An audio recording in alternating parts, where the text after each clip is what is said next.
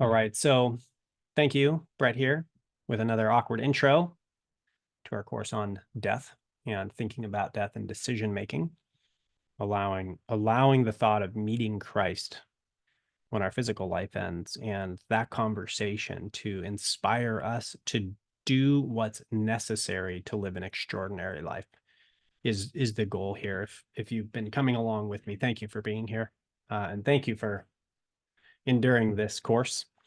I think if you make it through, it'll probably be one of the more impactful on sort of an existential level.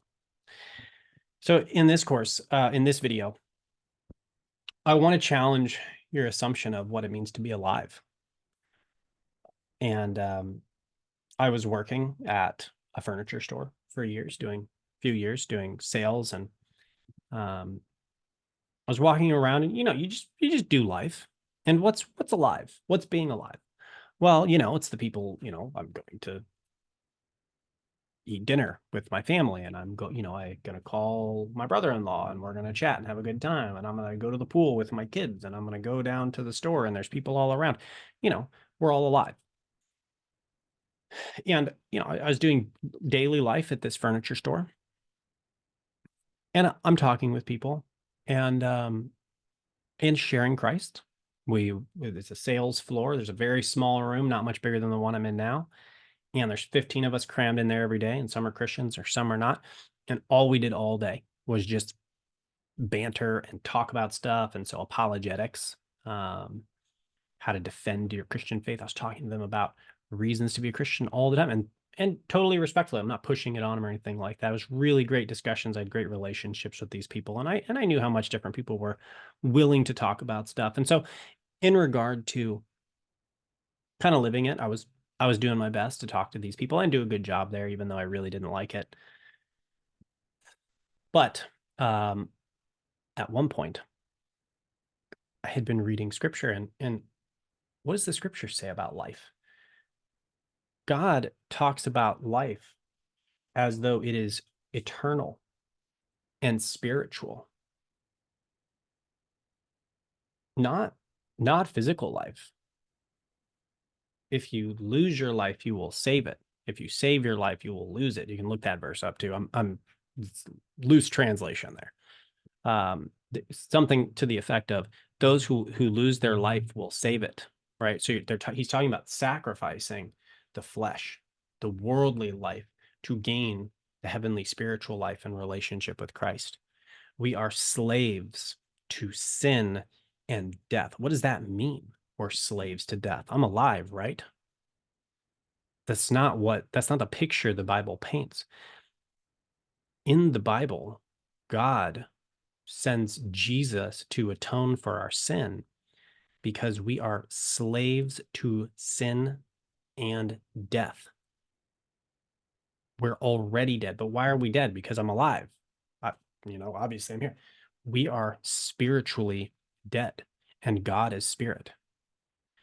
God is eternal. So we're eternally dead. So as God sees death, people are dead unless they know Christ. When you come to a knowledge of Christ, you go from dead to alive.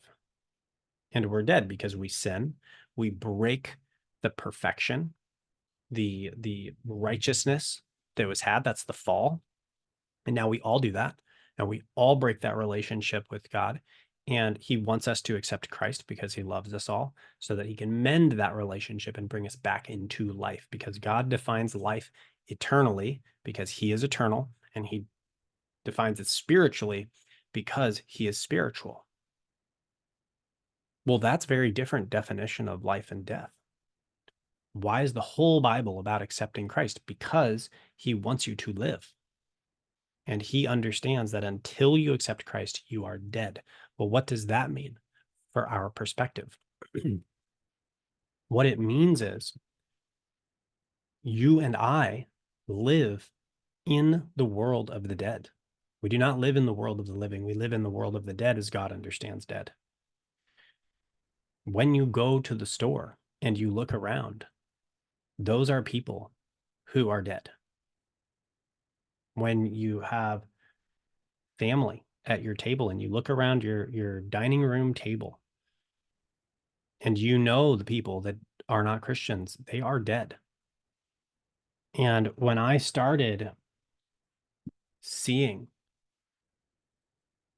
the world in that way, that added a further fuel to the fire to be like, whoa, I've got to get to it. Because it brings so many verses to light.